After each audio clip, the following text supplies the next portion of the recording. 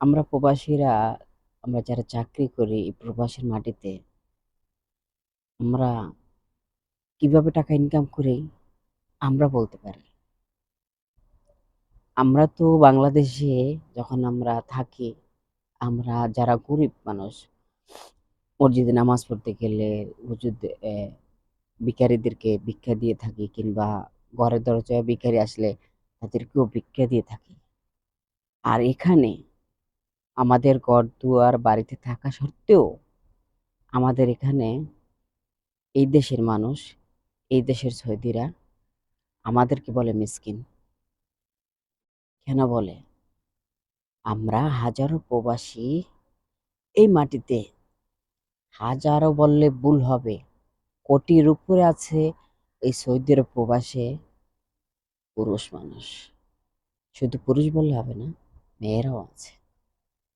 নারী পুরুষ মিলিয়েই সৌদি আরবের মাটিতে হাজারো মার সন্তান প্রবাসে কাজ করতেছে।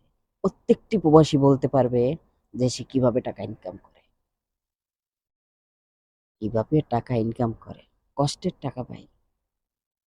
আমরা মানুষকে সাহায্য করে, আর এই দেশের সৌদিরা আমাদেরকে সাহায্য করে মিসকিন বলে। আর আমরা সেটা হাত পেতে নেই। কেন নেই? এই দেশের 1 টাকায় বাংলাদেশের 30 টাকা 32 টাকা রেট। আমাদের হাতে 5টা টাকা থাকলে আমরা নিজেরা না খেয়ে পরিবারের জন্য জমাই। আর অন্য অন্য ধান্দা আছে যেটা করি, আউট ইনকাম করার চিন্তা ভাবনা করি। আর হাজারো প্রবাসী ভাই দিন রাত এটাই করে, এটাই করে। নিজে যেই চাকরি করে সেই টাকা দিয়ে আমার মনে হয় না যে পুরো ফ্যামিলিটাকে ভালো রাখতে পারবে এবং ভবিষ্যতে কিছু করতে পারবে। পারবে না ভাই, বেতন দিয়ে কিচ্ছু করতে পারবে না। অতএব আউট ইনকাম করাটা তার জন্য বাধ্যতামূলক হয়ে যায়।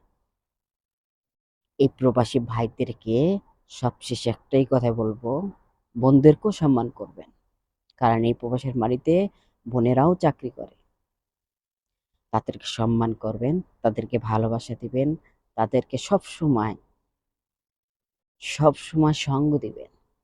সুখের দিনে হোক দুঃখের দিনে হোক সঙ্গে দিয়ে যদি একটু পাশে থাকেন, তা ভবিষ্যতে এই মানুষটি আর অনেক কিছু আপনাদের জন্য করতে পারবে। শুধু বেশি কিছু চায় না, আপনাদের ভালোবাসা, সুখ দুঃখে পাশে থাকা, সুখ দুঃখে সাপোর্ট করা। সবসময় এই মানুষটিকে, এই প্রবাসী মানুষটিকে হাসি খুশি রাখা, ফোন করে যোগাযোগ করা, সুখ দুঃখের খবর কথা বলা। একটা প্রবাসী এর চেয়ে বেশি কিছু চায় না।